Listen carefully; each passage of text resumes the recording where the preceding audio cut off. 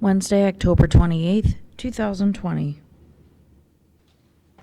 I pledge allegiance to the flag of the United States of America and to the republic for which it stands, one nation, under God, indivisible, with liberty and justice for all. There's some minutes. Motion to approve the October 26th and 21st meeting minutes. Second? Mr. Old? Yes. Mr. Schaffner? Yes. Mr. Shinigo? Yes.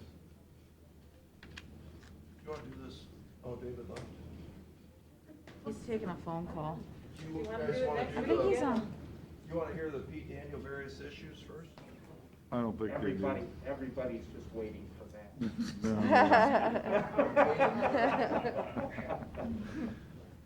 How many meetings have you been to, Dennis? Well, David, you want to do the retirement ceremony now, or do you want to hear Pete Daniel's various issues? It's your choice. your big day. This is your day. Well, I appreciate that, I really do, but in light of the protectivity of the entire department, I think I'd be fine with going first. That's the company man right there. All right, so how are we going to do this and be safe under the COVID rules and regulations? Well, I think You have your mask you got on. the right man to ask right there. All right, well, you have the certificate, let's all Purell, please. So it's COVID-free certificate. Free certificate. Are you clean? Everything good? You good? I'm corralled, it's still drying, but. All right. There's a little COVID still in the corner, but I think you're gonna be okay. Well, I think COVID doesn't last on paper as much as they thought it. No, What's it that? doesn't. It doesn't really, Oh, that's good news. doesn't really No. All right. translate that way. Well, we'd shake your hand, but we can't do that either, but we'd like to thank you for your many, many years of help and guidance here in Erie County. You really have done a great job, and I mean that. I appreciate that. Yeah. What are you gonna do? Well, my wife isn't gonna hear this, right? No, well, it is recorded. It is recorded. She wants to get on YouTube. She doesn't. Nobody she doesn't- watches it I anyway. don't think anybody listens to that, nobody in my household. I think there will be a mix between, it's kind of like a work-life balance plan. She will leave in the morning, she's got about 2.5, 3 years left of her career before she's Medicare eligible. So she'll leave me with a list, and then I'll say goodbye, and then I'll roll back over for a while. Try to stir something around so it looks like I did something. And then go meet my buddies about mid-afternoon. A number of friends recently retired. I haven't put my bike away yet. I think that November is hopefully going to be motorcycle riding season. That's my plan. I think that's a good, that sounds like a plan. Just don't do it in December. Well, if it's a nice day and there's no salt, a sunny day, any month of the year with no salt is fair game. There you go. There it is. Well, thanks. Thank you, David. Appreciate it.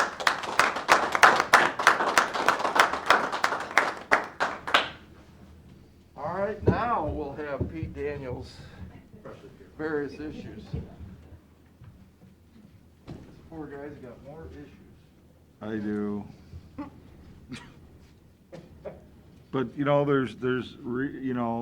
we could diversify and, I'm gonna let Hank go first and talk about, we just got the third quarter numbers on the casino taxes, so Hank, I'm gonna turn that part over to you.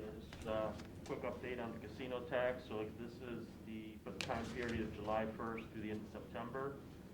Our revenue was $253,000, which is about 12.6% more than the amount we got last July through September, which is about $224,000. No in red. So what that means is we will finish the year at $708,496 on casino tax, which is better than what we had in the forecast. Wow. Obviously, year-to-date will be about 22% down from last year. Last year, we finished around 912,000. But we thought that was still some positive news that the casino tax money for that quarter was off. So you're gonna end up where? 708,000. And you had predicted 640. Yeah. Yep, so that's a good sign going into 21 at least, that the people are. And that could going- go more if people Absolutely. continue to gamble. Yeah, we think that's a fine example of what's called pent-up demand. Right. Yep. And who knows, you know, if it goes the way of the sales tax, we think that's probably gonna slide back I'd say, what down. months does that cover? It was July through September, so it was just as things were kind of opening up. Yeah. Remember, the last quarter, when we got it was April through June, we only received $16,000 in casino tax money. Oh, wow. Because they didn't open up till the last couple of weeks of June, Yeah. yeah. Right. Yep, they were shut A down. handful of people getting out, use their stimulus money to probably. go Sure. take the casino. Sure. All right. Okay. Oh, just a sidebar. I kept this little, ticket here that your original projection was 330,000 for this year. Way back when, on casino. Oh, casino. I wrote that down. So we're from 330 to 640 to 700. Yeah, so, yeah, we weren't sure if they would open it all, or Yeah. how full they would be, there was Yeah. a lot of unknowns, so. Okay. Okay, couple of things. I just got a copy of a letter from Judge Tone. He's putting us on notice that he's gonna need additional money in his budget to cover attorney fees. Attorney fees. Yeah, attorney fees for himself. He's gotta get an attorney to represent himself with this, at a Supreme Court case. The judge needs an attorney to represent himself for a Supreme Court case. Yeah, So who's suing him? county treasurer, The who? county treasurer, Which county? Erie County's treasurer. The Erie County Treasurer Yeah, is suing who? Judge Tone? well, or filed a complaint or some kind of action, writ of mandamus. Okay, why is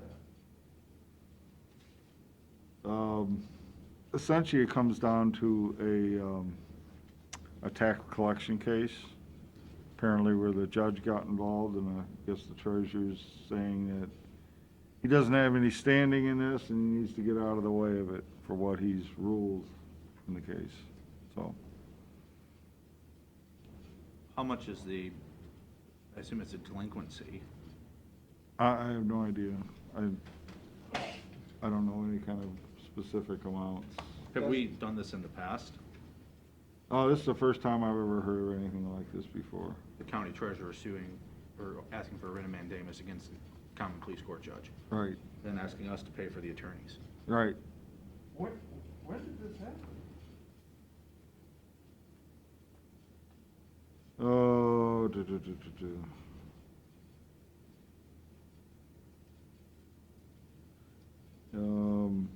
he got a letter dated, October 7th. He got 21 days to respond, I believe, according to this letter. Isn't there an intergovernmental mediation program? Is there some way, I mean, I don't want to interfere with this, but rather than paying an attorney to go argue in front of the Supreme Court, which is probably not cheap, we're not, right? I would think so. Can we get him a public defender? He would just think that two officials would sit down and talk it out and come to some kind of, Yeah, you would think there would be some kind of agreement. consideration, like, hey, we got a problem with your ruling, we would like you to reconsider, and if you don't, we'll have to take it further. And, I mean, if this isn't for millions of dollars, what are we paying for why does this have to go through this process? It's crazy. Kinda seemed that way. Do you ever do a I mean, cost benefit of More what would importantly, it cost we're to just hearing litigate about this versus now, what- and the letter was dated the 7th, and this Okay. is 21 days after that. Yeah, we got a letter from the judge dated October 26th. Basically, he's putting us on notice that he's gonna need additional money in this budget to cover this attorney that he's gotta hire. Just open-ended. Did he give a number? No, he did not give a number. But I think, like you said, in order to present a case in front of the Supreme Court, you're talking more than $10,000, I would think, wouldn't you? I mean, he did try to see if this would be covered under a judge's liability self-insurance program, but was denied coverage. So it's not like he tried to do something to not cost the taxpayers anything, but Yeah. Well, I mean, I don't see where we have a choice here. I mean, well, no, we don't. No, I mean, it's short of, But very unusual, and that we gotta expend some taxpayers' money for something. but this doesn't fall under that intergovernmental mediation. That, remember, we had to go through that with, I don't remember, I forget who it was, but Yeah, I know what you're talking about.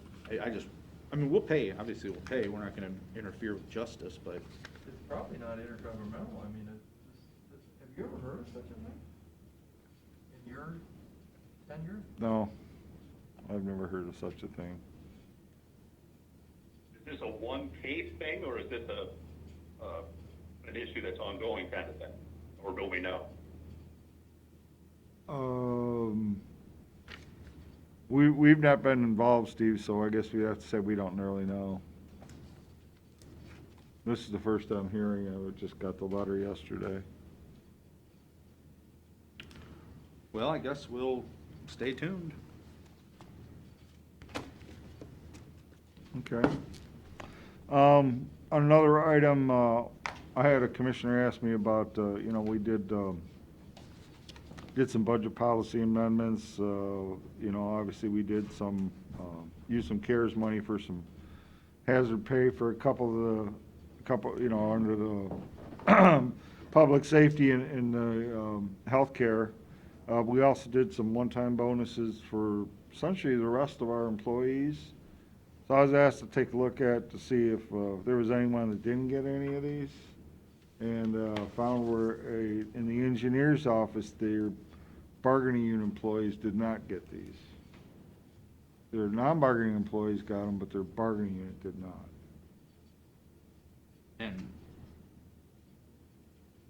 And we basically put a timeline on that. We did.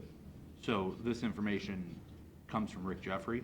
Yeah, we received this from the auditor's office, right? That's who we requested it from. Well, I thought when we said this was supposed to be for all county employees. And that's why we adjusted everybody's budgets accordingly, right? Yeah, well, we've done quite a few of them. We got a few more to work on, but yeah. Mm-hmm. But that was what we authorized was. Yeah, that's what we authorized. So only one elected official didn't do it, Did it partially. just for his non-union people. Did it for his non-union, didn't do it for his union people. Well, why didn't he do it, you know? Don't know. He Haven't heard. certainly has enough money. We saved him $750,000 by not paving, I guess it's not $750,000. It's 450, it's 600, it's 700, it's, who knows. But we saved him a lot of money by Well, not paving Mason Road. Andy's had some retirements that he hasn't replaced, True. So I mean, he already probably had the money in his salary line to begin with, but we adjusted it. The commissioners allowed him to do that, Mm-hmm. and he just chose not to. Correct. So you're telling me he gave it to the salaried people and not the hourly? Right. What's the logic there? I have no idea. Now, just again, recall what we did is for, again, some of these bonuses did go to other bargaining units. Usually you don't have to do that, but we did MOUs with them, just saying, hey, this is a extraordinary circumstance. We don't want to do this, but don't count on it in the future. Yeah, we made We that did very clear. MOUs with the other units. That's right, we made that very clear, this is not, non-precedent setting, Yeah. not traditional, Right. but because of special circumstances, we did this for everybody this year. Yep. And- Well, it sounds like everybody except for a couple of people.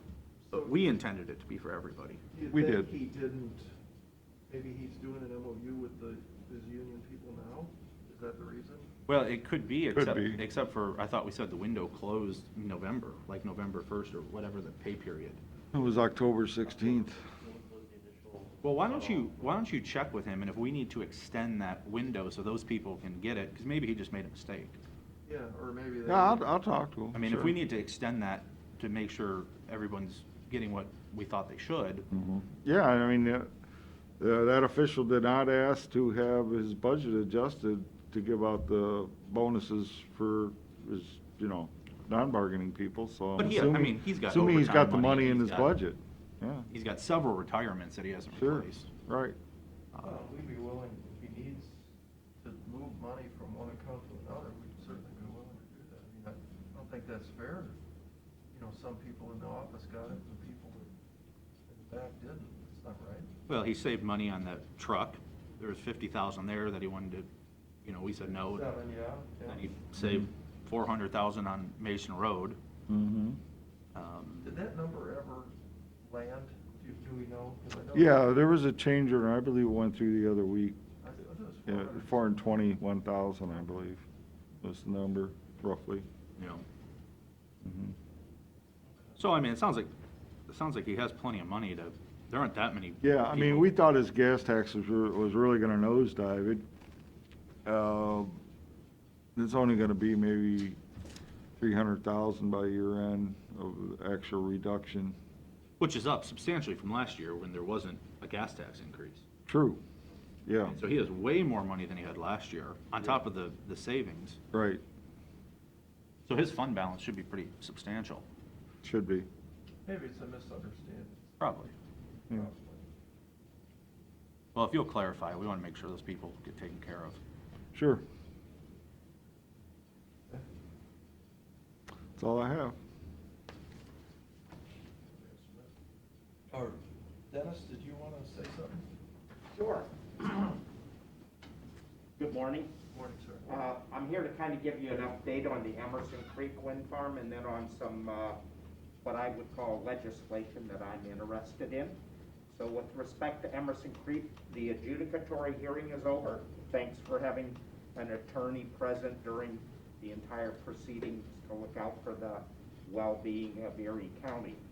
As you well know, or maybe you don't, everyone signed the stipulation, all the Huron County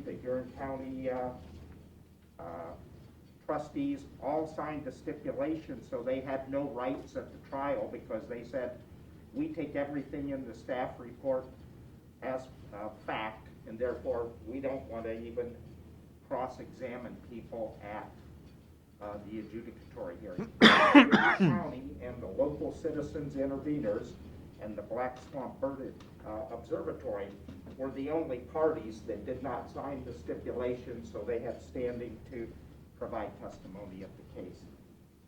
That's done. The initial briefs are due November 20th, and final briefs are due December 4th.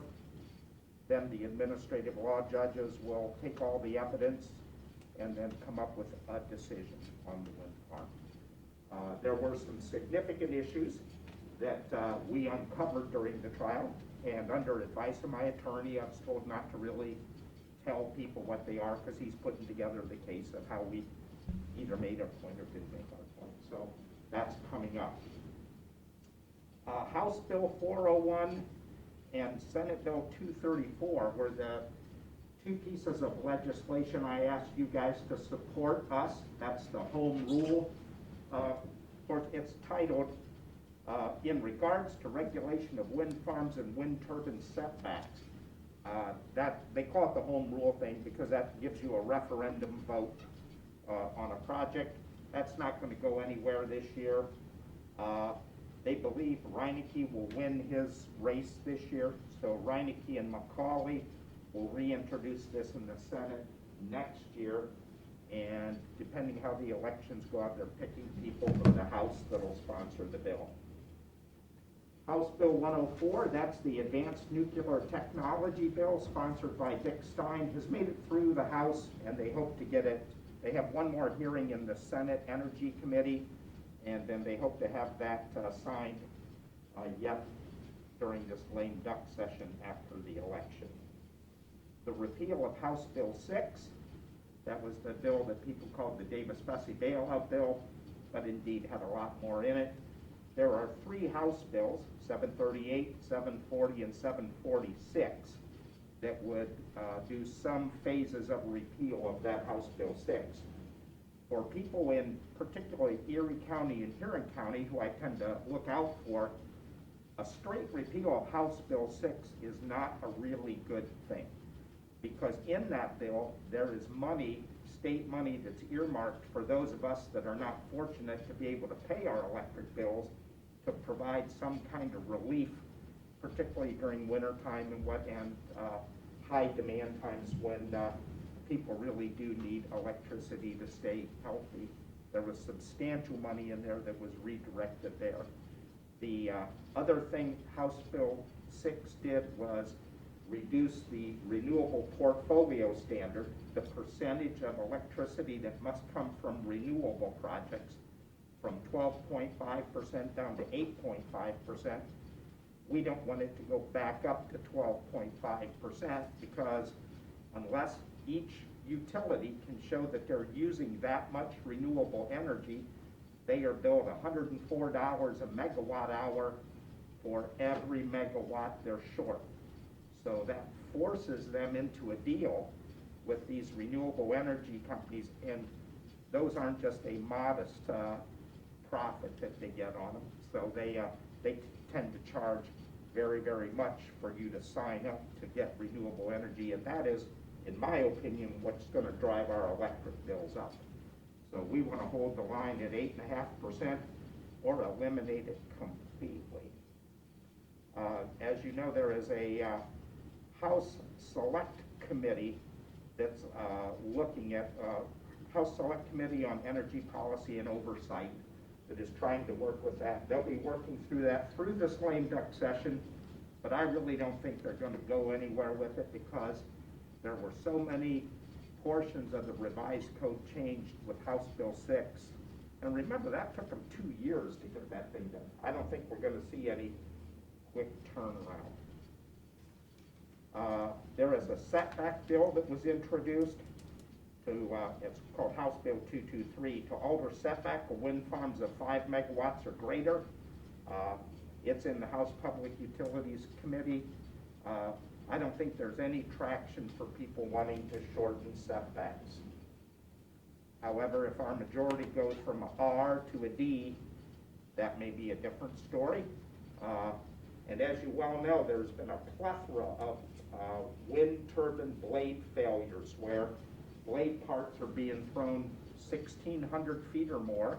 There's been 7 of them in Iowa, one more in Paulding County, and the wind companies are, even though in Ohio we passed a law saying you have to report wind incidences, they are reporting the incident, but they are submitting a blank report under the guise of, if we really filled this out, we would be divulging trade secrets. So you get no information on how far the pieces fly and all that kind of stuff. So we're trying to work through getting the wind companies to follow the current law. And there's some kind of provision with the PUCO that if a applicant says this is trade secret information, they generally agree with that without even really looking at it. It's kind of like, oh, if you say it's secret, well, then it's secret. Well, we want a little more transparency in how they evaluate that decision. The grid modernization bill, nothing happened with it this year. This is to help people that want to do smaller energy projects and put their either wind turbine, solar panels, and whatever connected to their house, and if there's excess to come into the grid. It just didn't do anything this year, and probably will be reintroduced next year.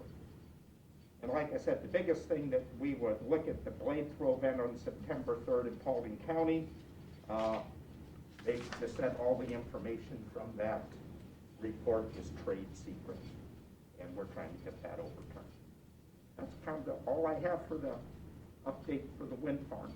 In the hearings, that you were there, did they ever specify where the windmills are going specifically? Absolutely not. Why would they do that? Well, I think that was They one want to of the. maintain flexibility. Isn't that something?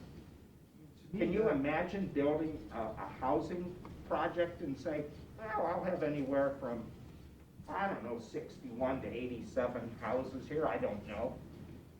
Well, how big are they going to be? Well, I don't know, it kind of all depends where we put them. Well, what's your logic? Well, our logic is we want to put up what we put up when we want to put it up. You go, oh, okay, that sounds like a plan. It's goofy stuff we're dealing with here, just goofy stuff. And remember, that all happened when we went from local control to allowing the Ohio Power Siting Board to make all the decisions for us. Yep. So, at least that's my Mitch, do you opinion. know how a time frame as to when a final decision might get made? The date's there, the 20th of November, and then December the 4th. Do you think it'll be before the end of the year, or not likely until January, or maybe even later? I would say with greater than a 95% probability, there will be no decision by the end of the year. If we take a look at an apex project next to us in Sandusky County called Republic Wind, the judges have been thinking about that case for just a little over a year and haven't made a decision yet. And they have some of the same things we do. What is the effect on the karst area? What's the effect on the migratory birds and waterfowl? And basically we challenge the ODNR, Ohio Department of Natural Resources, in doing their job in protecting the environment. And that has the judges kind of wrapped around the axle right now. Is there any updates on the solar project? You probably know more than I do. There was a application, a pre-application filed with the Ohio Power Siting Board for I think it's 250 megawatt wind farm in Groton Township of Erie County. You mean solar? Oh, yes, solar project. And the rumors have it's going to be 650 acres in size.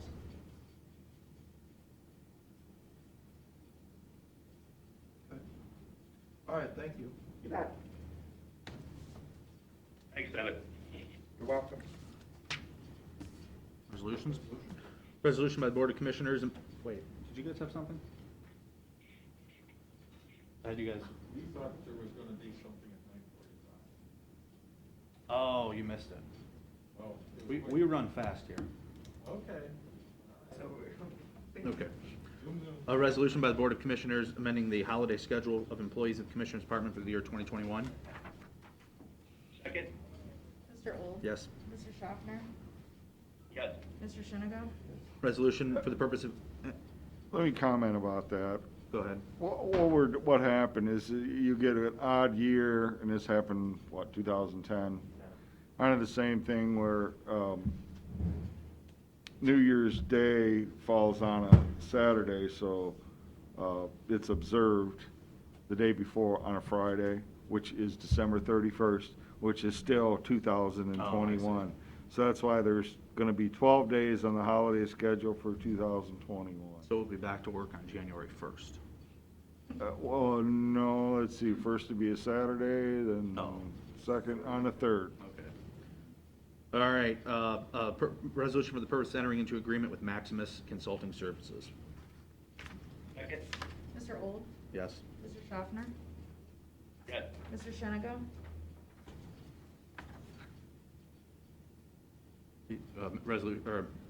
Motion to adjourn.